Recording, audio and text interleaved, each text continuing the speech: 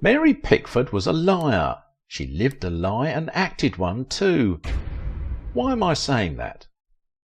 People often think that having success and money means you've got it all. I'm sure you have had that thought, and I don't blame you. It should be true, but in reality it never is. Mary Pickford is a perfect example of this. Her success reached such heights that she was the second highest earner in Hollywood. What went wrong then? Travel back in time with me as I unveil the secret tales of Mary Pickford's search for happiness. But before we dive deep, sign up for our newsletter now. Don't miss a single vintage tale. Link in the description. Mary Pickford's real life was nasty, brutal, tragic, and what makes it even worse, also very long. It seemed that she was in eternal pain. Despite her tragedies, she was particular about honing her skills and being the best actress for herself and her audience.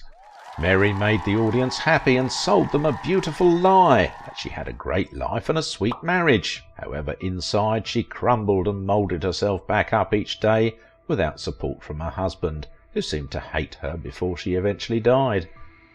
This is the tale of everyone's sweetheart with little genuine sweetness. Mary Pickford was not a sweetheart, but it wasn't her fault that she had no similarity to the sweet, virginal and waifish characters she portrayed in pictures. She was much more than that. She was a goddess. You have got to be a legendary being to have a professor dedicated to studying you. Mary was an on-screen legend, a goddess of Hollywood who helped shape the industry. But even goddesses suffered and had things they hated. There were many things Mary Pickford hated.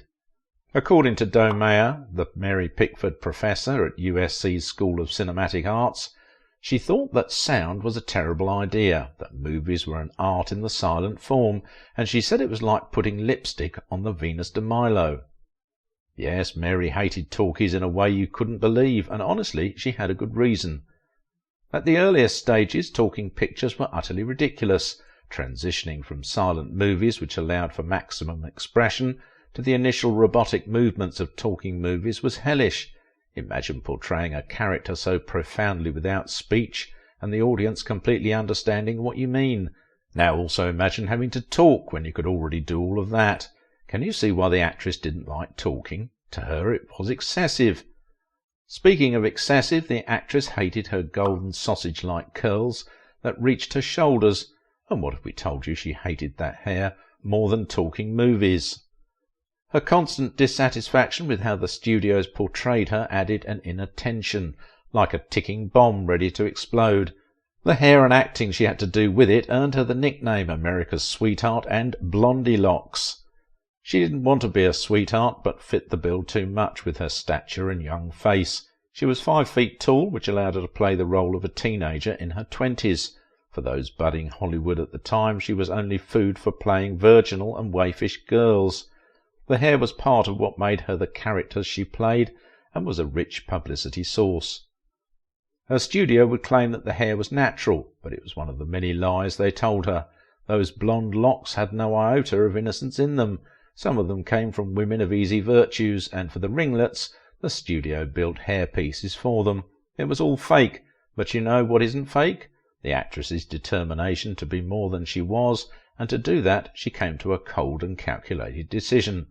The hair had to go, and it went. Then it caused trouble on a national level. You would think a war was about to erupt, or maybe the actress took the life of an American president. The public went ballistic when they discovered Mary had cut her hair. They wanted her to continue to play the kind of characters she played, the ones where she was eternally feminine, but wouldn't allow herself to be pushed around by anybody. Her hair was revered so much so that when she decided to sell one to raise money for the First World War, she could sell it for $15,000. There was no way for Mary Pickford to be the way people wanted her to be, not with her past, not with the way she suffered. What she went through made her calculate and try to have more power and control over herself. When studios began to target stars because of what they were earning, Pickford was one of the top 2 earners in the industry at the time. She started with $10 per day in 1909. By 1919, her fee for a film was $250,000. So this is no small achievement, but at what cost? How much did Mary Pickford have to sacrifice for this amount of money? It's easy to say almost everything, and that is, I believe, is when a defining moment in the life of every successful actor occurs, when you have to choose. You have to make a decision where money and your moral and ethical values are at war, don't you think? Well, Mary Pickford was a woman who wasn't satisfied with being under total control, even for the largest sum. To protect herself and the other actors and actresses, she combined with Charlie Chaplin, D.W. Griffith and Douglas Fairbanks to create the studio, United Artists. Their creation allowed them to make, distribute and profit from their films. The studio was a symbol, and it was built to the taste of the stars. Every inch of the building screamed elegance. Even before the United Artists, Marian Fairbanks, the man whom she would almost lose her career for, had built a studio together, the Pickford Fairbanks Studio, where she had control over the script, hired directors, writers, cast and crew. I bet if you're watching the Academy Awards, Mary Pickford might not cross your mind. Well, you should think about her because she was one of the 36 founders. That's why this sweetheart is considered one of the most recognisable women in history. She got power that would rid her of the feeling of powerlessness she had become familiar with while she was growing up. You didn't mess with Mary. This was how powerful she was, but Mary wasn't a tyrant, far from it. When she had issues with a director, she never created a drama and preferred to conduct her criticisms in private. With all her power, Mary looked out for others. She wasn't selfish. She began to carry a bucket with her on every set and asked people to put more in it for colleagues who couldn't find work. She then helped organise the Motion Picture Relief Fund and created a foundation that helped preserve films. Also, she had different charities to her name. So, why was Mary Pickford keen on helping people? The answer lies in her path, and it impacted her future. She was just very attuned to human misery, Scott Iman, author of Mary Pickford From Here to Hollywood, said. Attuned to misery might seem extreme, but Scott was right. From early on, Mary's family struggled, just a bad day away from poverty. The bad day came. Her father left the family and things got progressively worse. Mary had bad health. Each day brought its own health issue. If it wasn't diphtheria, it would be pneumonia or tuberculosis. At some point, health authorities quarantined Mary and her family to prevent the spread of diseases. Just as they dealt with the embarrassment of being viewed as health hazards, the family received the news. Mary's father was dead. You would think the family wouldn't care since he abandoned them, but they did, and Mary's mother Charlotte was especially devastated. The family now settled well into poverty, and to make ends meet, Charlotte allowed people to take up board at their apartment for a fee. Among the boarders was a man who worked in a local theatre and had a play he was working on. The man had an idea. He ensured that Mary and her younger sister Lottie took up minor roles in the play and helped Charlotte get the organist job. Mary and her signature golden ringlets appeared on stage as Baby Gladys. The man set them on the path to fame, and after a taste of the stage, the family decided they didn't want anything but the theatre. They became vaudevillians and toured America to act in plays. Sometimes Mary and her family found themselves in shady companies, but nothing would discourage them. But Mary was different. She wanted more. It reached a point when Mary, who had become the star out of her siblings, wanted to quit. But why? The actress was tired of being a vaudevillian. She wanted to glitter among the stars of Broadway. To her, if she wasn't getting that, it was pointless. In the year she was going to quit, she got into Broadway that summer. At the age of 15, she made her Broadway debut, and it was there she changed her name to Mary Pickford. However, she soon left Broadway. The year 1909 was important for the young Mary. She got her first silent film role, and in that year alone she appeared in 51 films, taking on diverse roles. Working with Griffith was bittersweet. Determined to bring the best out of her, he pushed her, and it was in that push that he ruined her life. In trying to get her used to love scenes, he had her pair with an actor she had a crush on, but not the courage to talk to, Owen Moore. The pairing gave the two an avenue to connect, and their connection became love, and the two soon had marriage on their mind. "No," Charlotte's mother said. One look at Owen and she saw her husband. Charlotte could be domineering, and she exerted her disapproval on her daughter, and it backfired spectacularly. Mary's teenage mind found her mother's disapproval of Owen encouraging, and she even began to become more devoted to him. The thrill of sneaking behind her mother's back added fiery passion to the relationship. As Mary, then just 19 years old, walked up to the altar, she realised she had made a terrible mistake. Griffith, like the actress's mother, disliked the relationship between Owen and Mary, and he wanted to break it apart. Like her mum, he also failed spectacularly to keep them apart. Owen left D.W. Griffith, and when the new studio he worked for, IMP, needed a new female star, he suggested Mary, who was so great at negotiating that she got deals for her mother and siblings. However, Mary didn't tell her mother how she got to work in the new studio. Also, Mary didn't know she had made the greatest mistake that would haunt her for the rest of her days. Moore didn't want a sneaky relationship. He wanted to marry her, and he gave her an ultimatum. Naively, behind everyone's back, the actress went to marry Owen and kept it from her family. The secret ate at her, and it was no longer thrilling. In January 1911, the young couple eloped, expecting a fairy tale but finding themselves in an absolute horror story. Now she was filled with regret for what she did. Mary couldn't express her feelings to Owen, and she couldn't reveal the marriage to her mum. It was a situation of her being between the devil and the deep blue sea.